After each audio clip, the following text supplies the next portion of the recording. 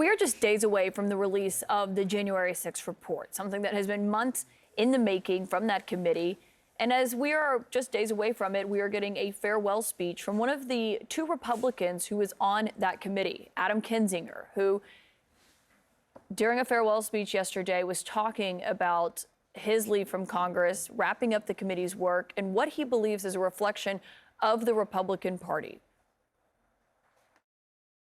The once great party of Lincoln, Roosevelt, and Reagan has turned its back on the ideals of liberty and self-governance. Instead, it has embraced lies and deceit.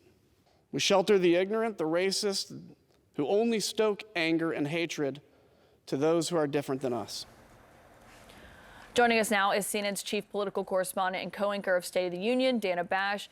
Dana, it's remarkable. I mean, this isn't anything new for Adam Kinzinger. He has been quite critical of his own party, especially with Trump in office and January 6th. But that he's choosing to make that his farewell speech on the floor for a reason.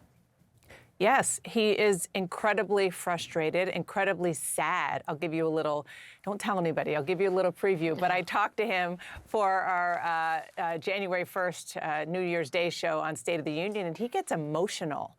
He is emotional. He feels very abandoned by the people in his party, by his colleagues who did not stand up to the former president, did not stand up to the people who he serves with still every single day when they didn't act and react the way he expected them to after they were attacked by the people who were stoked and people who were following the conspiracy theories of the former president. And it just is so telling. I mean, you all remember it wasn't that long ago that he was the darling of the GOP. Yeah. Perfect resume, able to talk on TV, a military guy. I mean, he's still in the reserves. And look at where he is today. He decided to retire because he was going to lose a primary. Mm.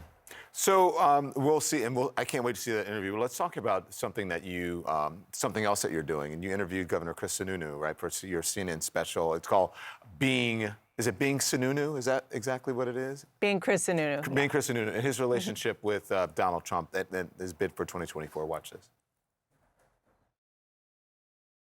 He thinks he is, right?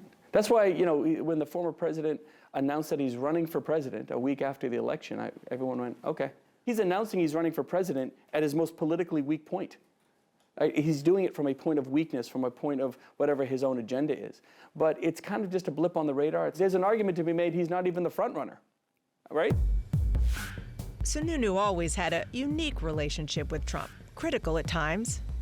You know, we know the president has a tendency to speak in hyperbole and tweet things out and all that stuff. Would you like to have the former president campaign with you in your re-election campaign in New Hampshire? I don't need anyone to campaign with me. Donald Trump does not define Chris Sununu. He doesn't even define the Republican Party. But he somehow escaped Trump's famous counterpunch. You've managed to walk this line that most Republicans have not. How?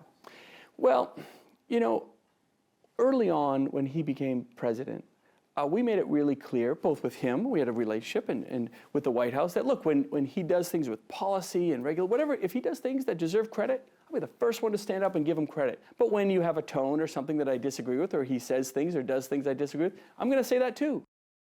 It's interesting because he's saying all that, but he's also, you know, touting Ron DeSantis as a stronger candidate than Donald Trump.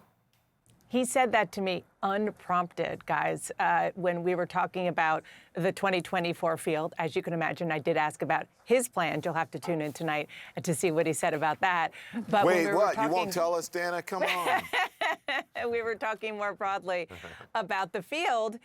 He said, you know, as you heard, Donald Trump isn't necessarily even the front runner, and that he shouldn't be president again, because the country has rightly moved on from him. It was very, very, pretty harsh when it comes to Donald Trump. But we also, the the whole goal of this series is to spend time with the people in the news, the people who you cover on your show and have interviews with, like you do with Chris Sununu, and spent some quality time with him in New Hampshire. I'll just tell you that there was some getting on a ladder, not me, him putting some homemade decorations, Halloween decorations on his house.